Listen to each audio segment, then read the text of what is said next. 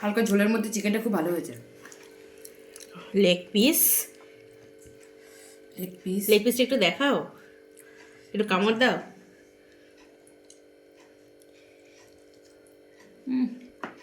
উফ, চিকেন যে কি ভালোবাসে।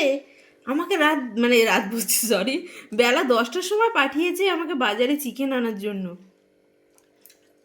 আমার মুড অনুযায়ী কাজ হয়। চিকেন যদি না আনি, 1 মিনিট, চিকেন যদি না আনি এমন মুখ দেখাবে, মানে মানে কাদো কাদো মুখ, মনে হচ্ছে কত কষ্ট হচ্ছে, একটু এনে দে, না নিয়ে এসেও শান্তি নেই।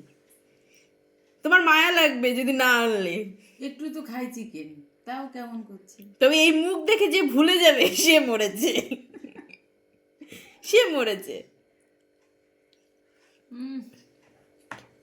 আজকে পুরো পাতলা, অন্যান্য দিন মা কষা করে, আজকে একটু হালকা ঝোল করেছি, কারণ সবসময় কষা ভালো লাগে। এই যে একদম পুরো পাতলা, মশলা কম দিয়ে হালকা ঝোল করেছি, বাট ভালো হয়েছে। একটু পাঁপড় ভাজা থাকলে ভালো লাগতো, মাথায় ছিল না।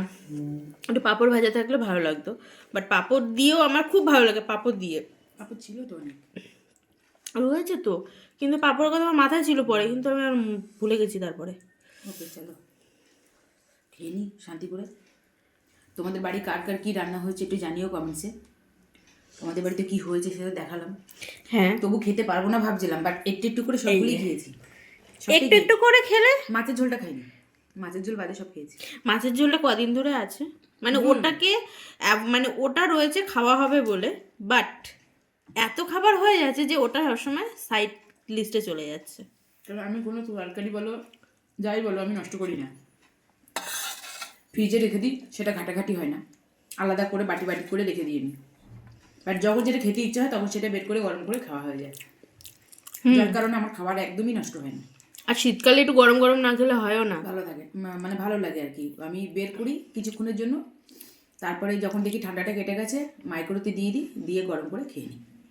ওই জন্য মাকে বলি তাড়াতাড়ি যে মানে যখন খাবো তখন ভাতটা বসাবে। তরকারি ঠান্ডা হলেও ভাত গরম থাকলেও তাও শান্তি। তাও দেখো ভাত ঠান্ডা হয়ে গেছে, গরম গরম ভাত। আর আমি খাচ্ছি এখন এই যে ডাল দিয়ে মা মেখে দিয়েছে, আর এখানে কিছু চুনো মাছ আরও ভাজা ছিল, সেখান থেকে নিয়েছি, নিয়ে খাচ্ছি আমি। এটা ভীষণ প্রবলেম হচ্ছে, কিন্তু কিছু করার নেই, খেতে হবে এইভাবে, কারণ হাত প্রচণ্ড জ্বালা করছে। অসময়ের টক ডাল দারুণ খেতে, দারুণ। তো আজকে তোমাদের কার কি ডিনার, সরি, সব রাত্রির দিকে চলে যাচ্ছে কারণ আমি জানি না কার কি লাঞ্চ হয়েছে, অবশ্যই কমেন্টে জানাবে, কে কোথা থেকে দেখছো সেটাও জানাবে। তো আজকে টাটা। টাটা, শান্তি করে খেয়ে নিই, আপনারাও খেয়ে নিন।